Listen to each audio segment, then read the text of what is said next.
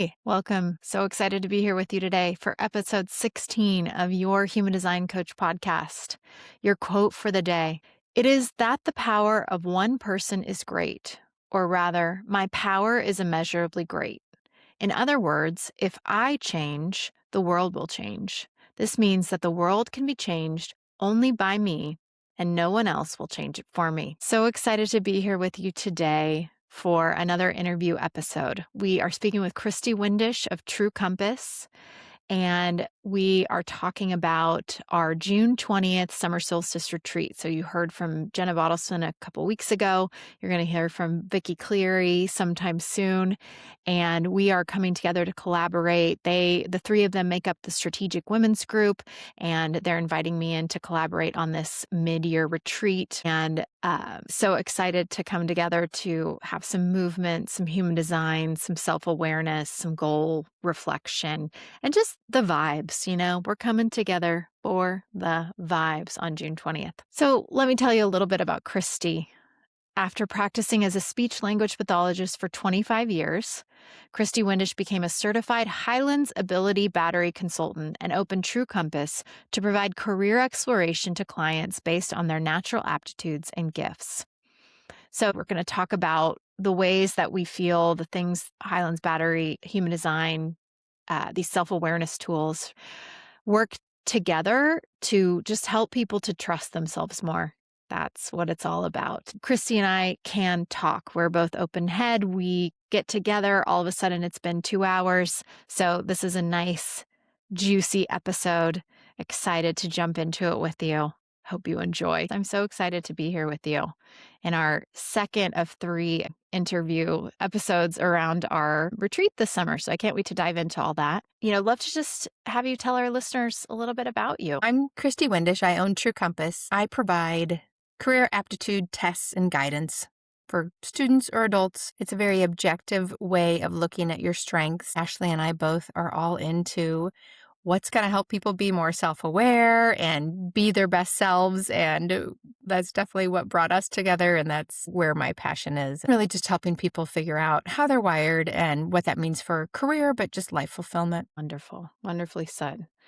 Tell us a little bit about your human design profile. It has been such a journey being able to dive into this with you. And it feels to me a little bit like the aptitudes because it has shown me some things that I know about myself, but also confirmed that I'm not just this good listener that's a nice person. I'm a manifesting generator. No wonder I've changed jobs every few years in my life, partly out of following my husband's career around, but it's just been that needing to do different things and express my talents in different ways, find meaningful work. Like learning that about myself has been really encouraging and validating of, okay, this is how I'm meant to be, that I'm meant to try different things and maybe make a job switch at age 48, which I wasn't expecting to do. Not just a different job placement or environment, but a whole new career path, which I didn't see for myself. But, reading my human design, I'm like, well, of course I wanted to do that. And just some of the things about my strong voice for others, that resonated with me. And I will say, even though personality things or the Enneagram might have told me I'm empathetic and a good listener, being able to see it on the human design that I'm a relationship builder helped me see it more objectively as a strength rather than, yeah, I'm a nice person. There's a gate that's activated right now, which is all about like, what's my purpose? And I think maybe I'm feeling that a bit of just coming back to like my heart of why I wanted to go down this path of human design coaching, which is trust your inner authority. What I heard you say, and I'd love to hear kind of your perspective in the work you do, is like learning more about yourself through this human design lens has just given you greater trust and language for these strengths. It's not like I didn't need the human design to tell me, but like seeing it, and then I can just have that greater trust in myself. And I wonder if you feel that. And then I wonder, what that means to you in light of the work that you do with young people through True Compass and adults, not just young people. Right. Lots of young people, though. No, I think that's the perfect word for it, is kind of validating some of that, trusting that I'm meant to do this and that I do have a voice. I will say one of the things, prior to getting into aptitudes, starting to learn a little bit about personality, or I mentioned the Enneagram. I'm an Enneagram 9. I'm an INFP. I'm the youngest of 5. Like, I'm just, oh, she's nice and she's a good listener. And, I kind of felt like that downplayed all these other strengths that I have.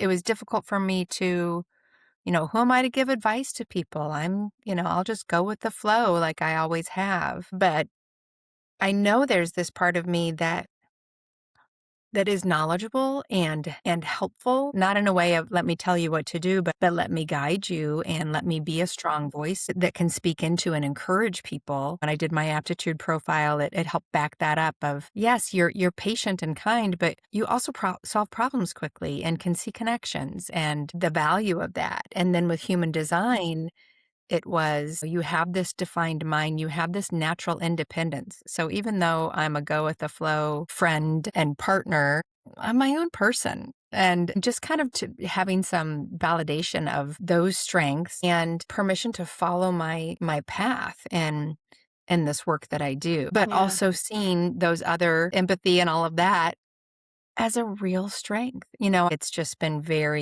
um, very empowering and encouraging to see this. And then, you know, you read your profile and it feels a little bit like something else, like, well, yeah, this is what people tell me.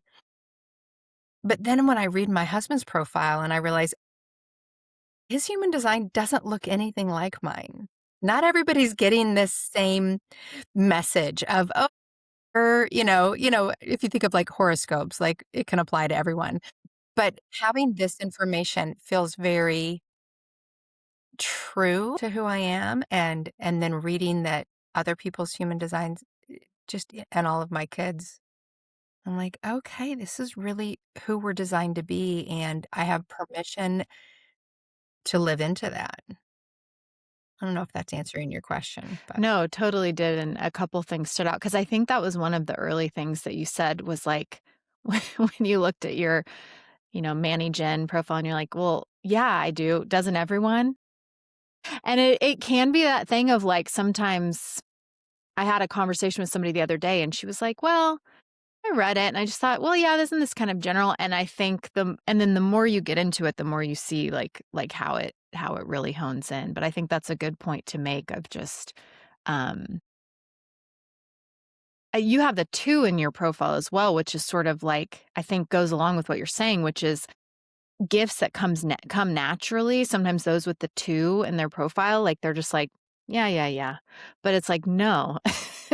Not everyone can do that. Like, that is a true strength, and then, it just sounds like you're saying, like, it just added depth, We are not shy. We are not strangers to assessments around these parts, but, like, adding a different depth. Mhm. It sounds like, as far as relevance of things in your chart, things I'm hearing from you are like the defined throat, the defined identity, um, anything else that you've learned that really has been you feel is relevant comes up, day to day or often for you. Well, I think when I saw that open ego, kinda resonated with me. Um it's defined as, like, you have nothing to prove, which feels right, um, but that I also can, I don't know, what's the word? Vacillate in my self-worth or self-confidence. So, in my wisdom, I can be, "Yeah, this is it." When I'm not there, I just feel, I don't know if I'm thinking of the right words, not as self-confident and trying to prove myself. Yeah. Yeah, Maybe and words it's better that said. yeah, it's that thing too. It's like, yeah, proving the value. And it's that thing too of like, we wish we could learn all these things. I think sometimes we're on a quest to like eliminate pain. We would love to do that. And so but it's like, with that open ego or open will center, and everybody has like, we all have the self-esteem or self-worth that's going to, come. Sometimes it's higher, sometimes it's lower. But the key, I think, for the open will that helps with it may be painful sometimes to kind of feel when we feel those dips. But, the only way that pain turns to suffering is when we try to resist. So I think what I'm hearing you say and what we've talked about before is like recognizing sometimes the worth is gonna vacillate, but recognizing that it's not a rush to then be like, if I'm feeling some self-worth in, as a parent or a business owner, I then don't have to rush out to try to prove my value. Like send my kids a million texts to check in on them or, lower my prices or do a big, marketing campaign because I'm just having like maybe, a day where maybe I'm questioning that. But being able to just say within that vacillation, just as you said, I'm not designed. I'm literally not designed to have to prove value. In fact, in my wisdom, I can give others the message that they can do the same. Like who you are Mhm. innately is enough. The gifts that you have are enough, even in those times when you maybe don't feel it. Yeah. Yeah. And that really is how I feel towards other people. So why can't I give myself that grace? And most of the time I do, which kind of gets back to just even that, strategy of waiting and and Mm, and sitting with things and letting them, you know, really have giving myself time to whether it's opportunities or doubts like that, just kind of giving myself the time, mm, to sleep on it, think it through, um, and and trust that certain things will come my way. It gives me permission to respond authentically. And rather than, you and I have talked about chasing opportunities or chasing, oh my gosh, something I said didn't resonate with people. I better go do all those things. I'm going to question my self-worth. I'm learning to just, okay, let's just sleep on that. Let's think that through. Um, and then when it comes to chasing opportunities and opportunity comes my way, oh, I should jump on this and make myself fit into this box for this group of people or this. I feel like learning my human design has helped me realize that doesn't feel good. mm, And so when I do have these doubts of should I be something else for someone, I need I need to trust myself and give myself time. And that's one thing that I think you and I've talked about before, but just let's just sit with this and does it feel good or does it feel authentic? And if it doesn't, if you're if you're chasing things down and trying to force something, that's not going to feel satisfying. yeah. That wait for clarity or emotional authority, which is the most common. So a lot of people have that. You really said it beautifully of being empowered to take your time to be able to communicate that to others of like, I need to sit with this, especially in a society. And when you're in this entrepreneurial world, it doesn't always feel like you have that ability, that luxury to take your time. But what I heard you say was like, it feels better to do it. Mhm. And I think that's a really powerful thing for people to hear who have that authority, who may feel some frustration, and wish that they could maybe they didn't have to have that. I think it's a beautiful thing. I think um, there's probably a lot of things in the world that could be solved if we would just maybe slow down and take our time a little bit. I don't know. I know you've made a shift here, not so recently, but semi recently of, you had a business partner and now you're more of a solopreneur. Um, anything you'd like to say about how this knowledge of human design and all the other things you found to be supportive as you made that transition. Yeah, I think diving into some of this has given me some confidence to move forward. Um, I loved working with Robin. I love having somebody to collaborate with, but this natural independence of mine, I've been able to just kind of jump into and do things in my own way. I think not having that partner has made me really lean into the community and spend more time of meeting people, spending time with you, and then of course this collaboration with Jenna and Vicky. Um, that was an easy yes of okay, this feels good. I trust these two. This feels authentic. Um, and so even though I've kind of enjoyed some independence, I've also just really sought out other partners outside of um of my true business. But so it's been a good way to expand my circle a little bit because I didn't have this inside person to depend on. Yeah. Oh, But that's yeah, interesting. Yeah. I do feel that it helped me feel more confident about being able to do this on my own, kind of just learning my human design that I'm absolutely capable and meant to do what I'm doing, which I know every day. I just feel like even though I loved my past career, I'm doing what I've what I've been meant to do. You have that single definition, which is definitely empowered to, process quickly, do things independently, but, doesn't exempt from the need for collaboration. So I love hearing that, how that's just made you look in different spaces. And I think that's a beautiful segue into talking a little bit about the Strategic Women's Group. So if you haven't listened to Jenna's episode, which was episode 14, she kind of gave us the origin story on her perspective of how she, Vicky Cleary, who you'll hear from in a couple of episodes, and Kristi came together to form this strategic women's group. So just love to hear, Kristi, anything you would kind of, add on from your perspective, what it felt like to be asked to collaborate, how that's been for you, things that have stood out. Yeah, it was just such a natural thing. I met Vicky years ago, maybe even before Jenna, um, but I've met them each separately, and really, I think for a while didn't realize that they kind of knew each other.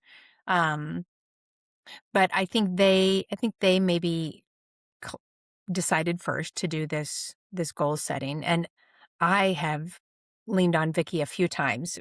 She is a coach and she has trainings, and so I've done a goal setting training with her before, and she is just a natural at. She's a project manager. She just, step by step planning and really thinking through things. Whereas I'm a little bit more big picture and like I'll set a goal for the year, but I don't realize I need steps along the way. I don't break it down. So then it doesn't actually happen because I don't have those true action steps. And so I really appreciated her input. So when she invited me to be part of it, I was like, well, one, I just want to keep learning from you. But two, if I can help in any way, that's great. Um, so I was so happy to do it. And initially we just thought it was going to be this one time, January, help people set goals. And Vicky, I mean, she is just a go-getter, and constantly always thinking of what else can we do and how can we add value and what's Yeah. the best next step. And I just love being around her and Jenna, their energy to get those things done. But yeah, so when she came up with let's do quarterly, check-ins, and then that really changed it because then it was this supportive group of women. It wasn't like, oh, we're just going to do this workshop and set goals. It's we're going to support each other in these goals. And she set such a great tone. I think all of us do that together, but we're not just there to impart knowledge on people as for a workshop. It's really more of giving them Yeah. time and giving people time and space. So it has just been great and easy, just an easy partnership, which then it's amazing that we've been working together for 18 months now almost, and it just feels super, Wow. super easy. Yeah. No, I love that about what you said about which, by the way, I've realized Jenna and I were saying after we listened back to the episode, she's like, every time we said authentic, like take a drink. I also I also realized that like I need to come up with something of saying I said like, "Oh, I love that." Like I was like editing out like, "Okay, yes, you do." Like I do. I just need like a slightly different, but it's hard cuz I do love it. No, I think what you said about, giving space for women to come together, and certainly you all are providing that space, and I think your knowledge, but it definitely feels like we're all in it together. It's a really beautiful thing that you all have created to have that, to know that it's supportive, it's gentle. So we came together as a group and I did a team reading for you all and just looked at some of the ways that you can understand each other's design, to communicate, to support some of the gates that you have when you're together, so maybe some of the gaps. Anything that stood out for you there that you'd like to share? Trying to think about that. One thing, um, I thought the most interesting part was just that Jenna is kind of this gut reaction. It's either a hell yes or a hell no.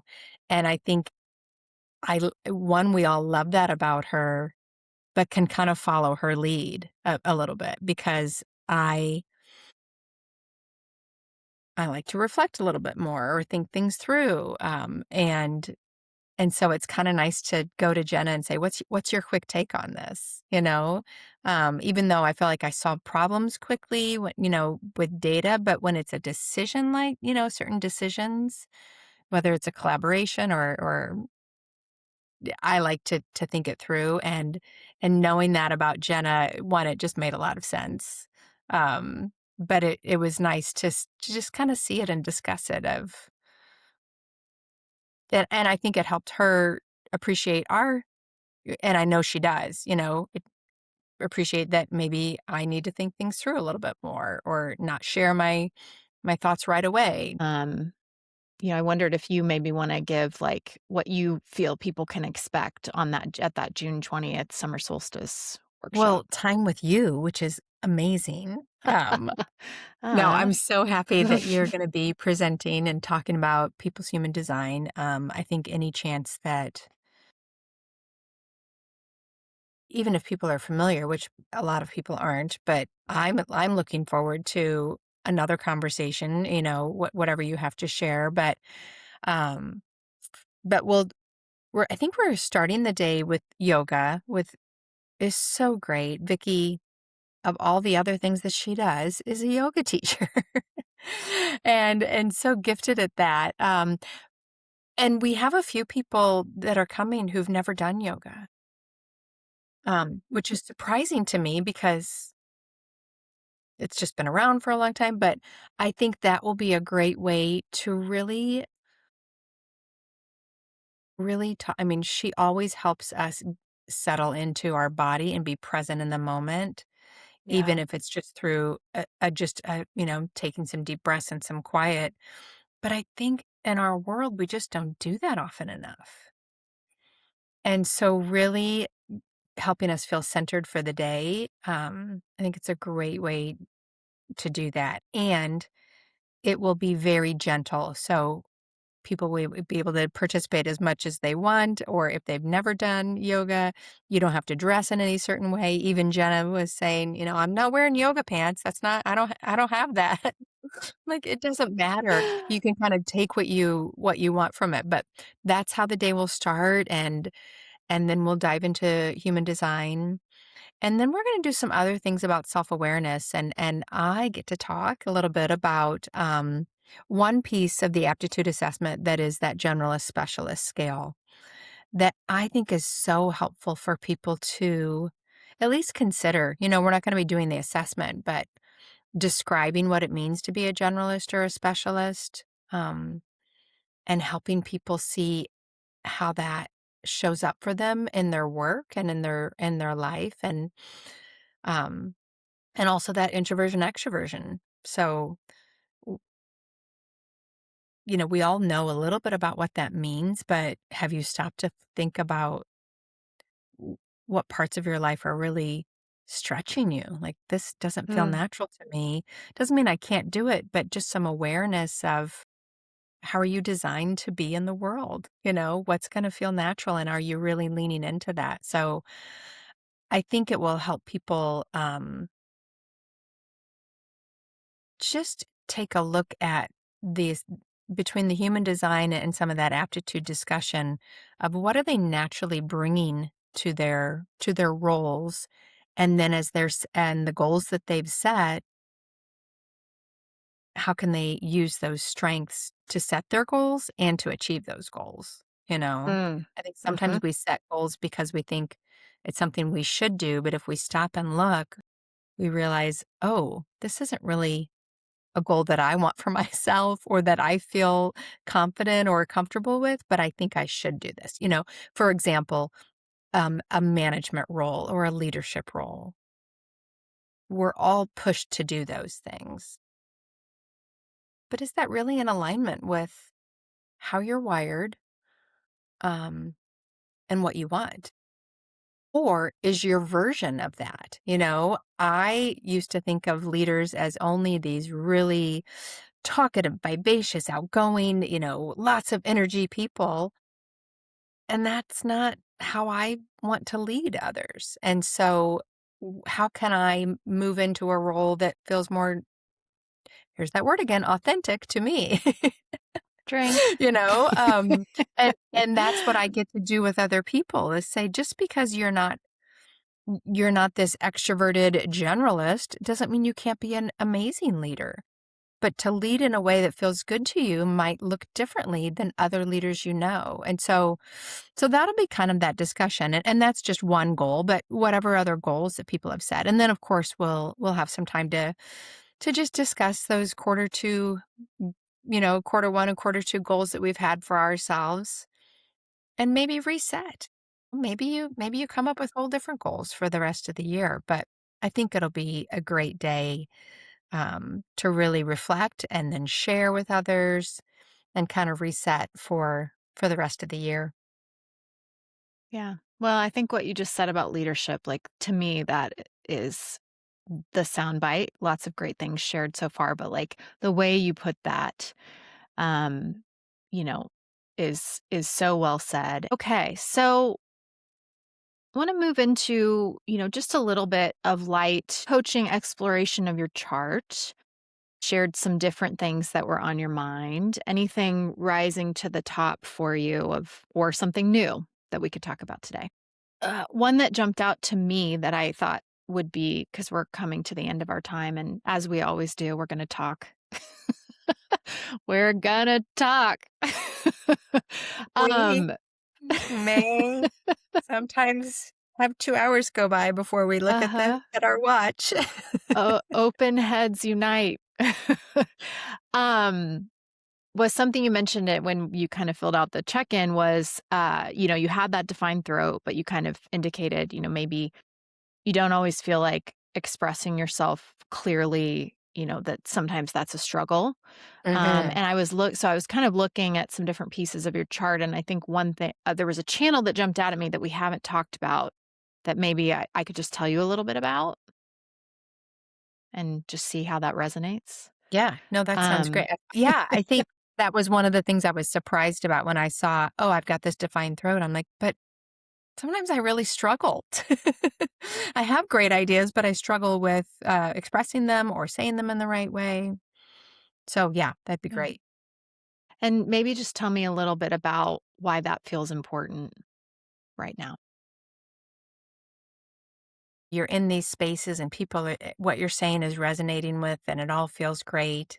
But sometimes you're with people who need to hear it in a different way, or maybe the first way that you say it doesn't click. And I don't want to, I could say, well, these are just aren't my people. But I want to reach them, I want to reach people. And so I just really want to be able to say things in a way that people can understand them and that it's clear and that it's encouraging.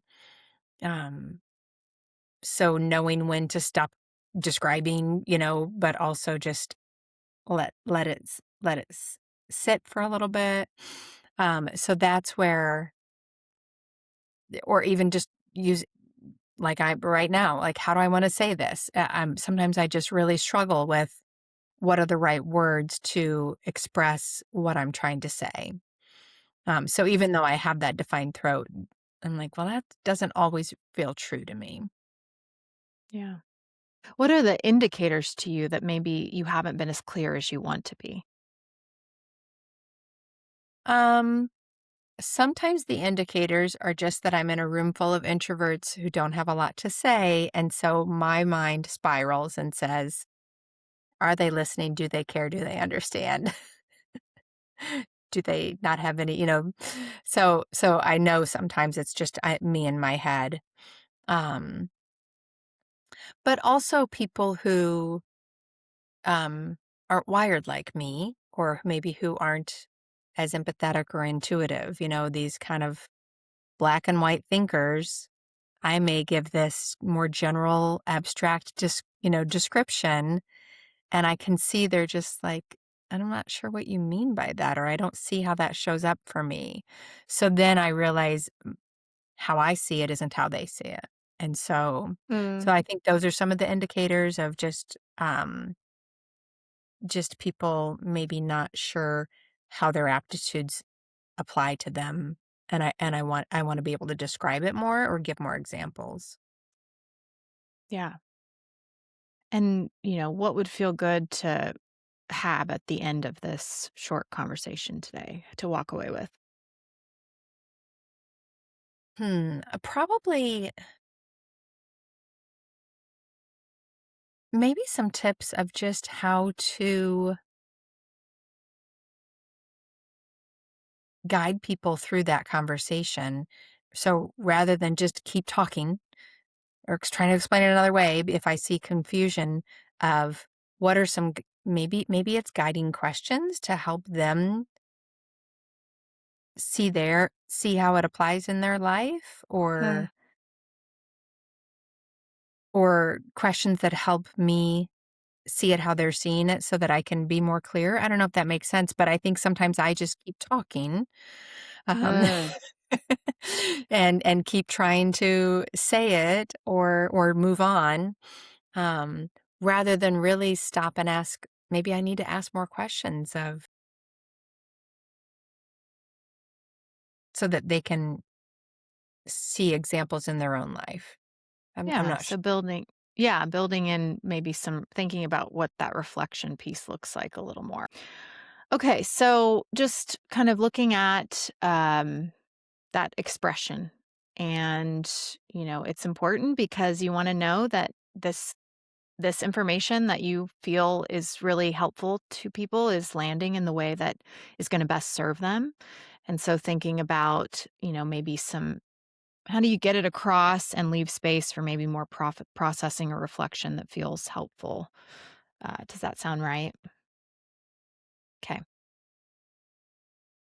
All right. Well, I think and I'll pop Christie's chart up here so you all can see it, but the channel that stood out to me is a channel that comes from the throat. So it's the spleen to throat, the 5720. So that 5720 channel, and that's the spontaneity channel. And so the gift of this channel is kind of being able to speak powerful intuitive insights in the moment and really having the ability, so the spleen being associated with the intuition and obviously the throat with the voice. um your words, basically the gift here, the lesson here is that your words have impact. They can inspire and create ripples of impact. And I think that kind of jumped to mind when you were saying, like, I'm in a room of introverts and I feel that, like, having kids, students throughout the year who you didn't get much from them. So you trust you are showing up the best way possible and that maybe those ripples you'll never know of what the Mhm. impact has. So that's something that kind of pops to mind here is that in what we do, we may not always get the feedback, especially when working with young people. Um, but there's a there's something here in this channel of kind of knowing that you can trust that the words that come to you, the insights you have that are kind of spontaneous, so it's that spontaneity channel, and your instincts, that you kind of know how to get to the core of meaning without having to think a lot about it. So I wonder if that brings anything to mind when you're saying, I don't know if I'm getting across. So then I feel like I have to explain and explain of like what it would be to just say your piece and trust that it was the right thing to say, how that lands with you. Yeah, I that might be part of it. And and I think some of it is, yeah, just that feedback that maybe they don't give me the feedback right away. And especially, in my meetings, it's a lot of information. People want to process it.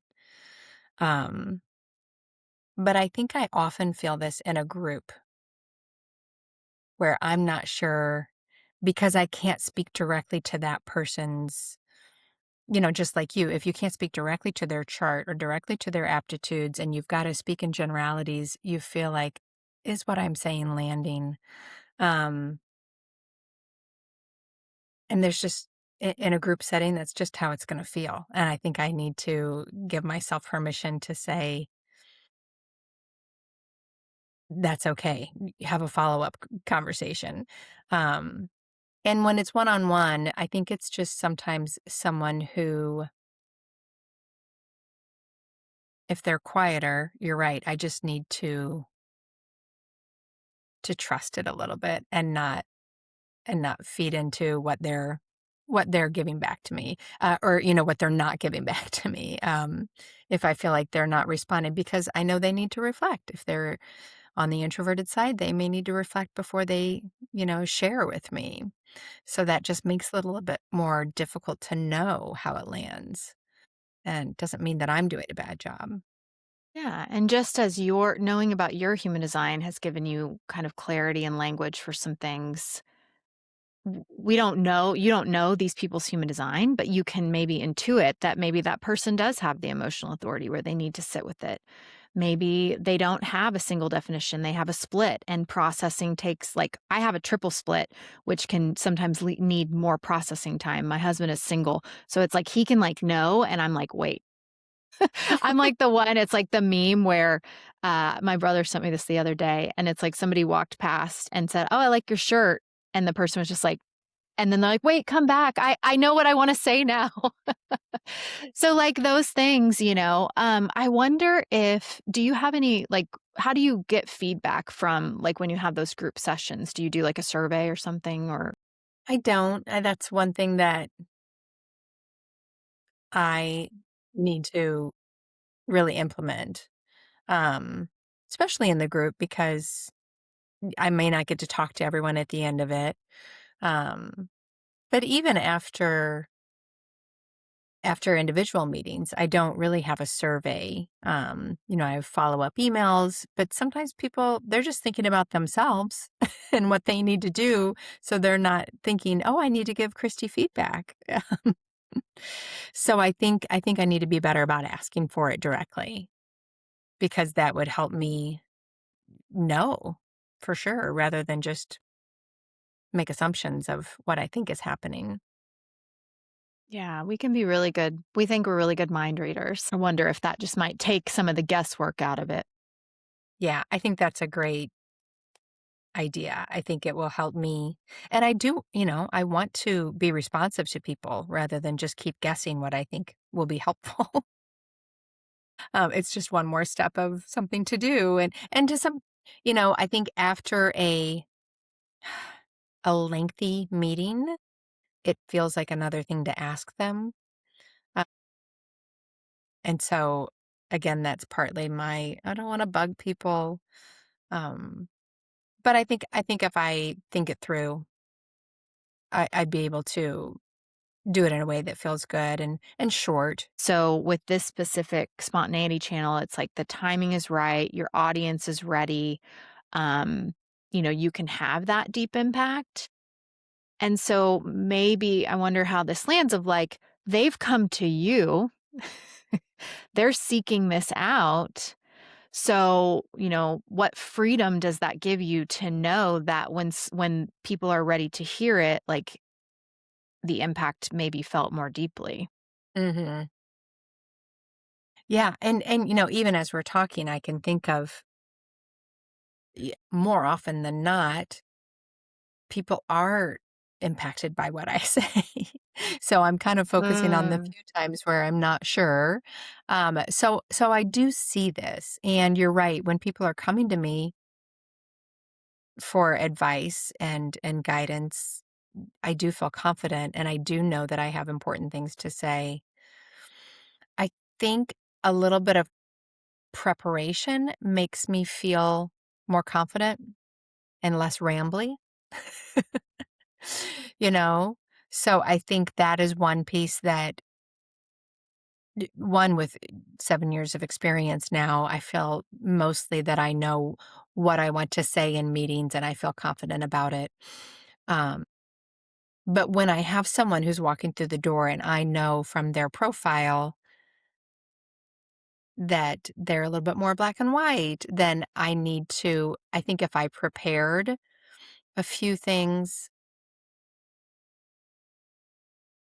that I would feel more confident going into those meetings. And then also remember, oh, this is someone who's going to reflect. They're not going to give me feedback right away. I need to not take that Mm. personally. So I think that preparation of thinking about who I'm meeting with um, will help me feel more confident to show up in the right way for that person, and then just trust it and not overthink it. Yeah. Well, and you mentioned like maybe incorporating more questioning. I'm wondering if there's any wisdom there too of like somebody has some certain aptitudes. Are there some that would respond more to a lot of more information and some that might benefit more from a little information and then some questions of reflection? Is that something you can see? Yeah, I think so. And some of that's kind of that personality piece too. Definitely that intuitive thinker's gonna just, or that intuitive feeler like me is gonna just, let's just talk about all the possibilities, what this might mean. Those more logical people are gonna say, okay, what's my next step? Get to the gist of it. And so I think, I think adjusting my approach, kind of taking my own advice of be aware of who you're talking to and not everyone thinks like you. I um, think that's it. You nailed it. yeah. But that's what's difficult in a group is trying to balance those approaches because you're going to have a variety. Um, but that's a challenge that could be kind of fun. What do you feel like is the kind of the next small sweet action step that you need to take? Um, I think doing a quick little thought about my approach, changing my approach slightly for each meeting, um, knowing knowing that person's profile makes a lot of sense. Um, and then figuring out some way to get a little more feedback. Yeah, I had a group last night, so maybe I will send them a quick feedback form. Well, do you feel like we got you some clarity on that objective as far as like that Hmm. clear communication? Great. Yes, yes, I think so. I think it's always, and I feel like every time I talk to you, and encouraged me to do this all the time, but it's not you telling me who I am. It's you guiding me through and helping me discover it. And that's another thing that I really want to do for my clients. These are great tools to help you see yourself clearly, but it's it's really, I feel like you just helped me get there. And that's what I want to do for clients. And so I always feel like you're such a good example of how I want my sessions to look like. So I appreciate it. Thank you. That means so much because that is that's what I strive for. Well, tell us anything. Where can we see you in action? That intimacy channel, that warm, cozy energy. Where can we see it? What are you doing? Where can we find you? Probably get a lot of students that are home from college, kind of wondering, am I on the right path? It's a great time, or high school students who are getting ready to apply for college are wondering, wait, why am I going to college? So summer is always a great time to take the assessment. TrueCompassLLC.com. I'm on LinkedIn and Instagram, Facebook, whether you're a student or an adult. I mean, I've definitely got 3 or 4 adults in the works right now taking the assessment, um, who are just wondering what their next step is. So it can be helpful for people at all stages of life to just have that greater awareness of what you're wired to do and feel successful and satisfied in. All of that we'll share in the show notes. Kristi, thank you so much. This has been so much fun. I always love Longest, being with you, Ash. yes, longest one yet. We knew we would do it.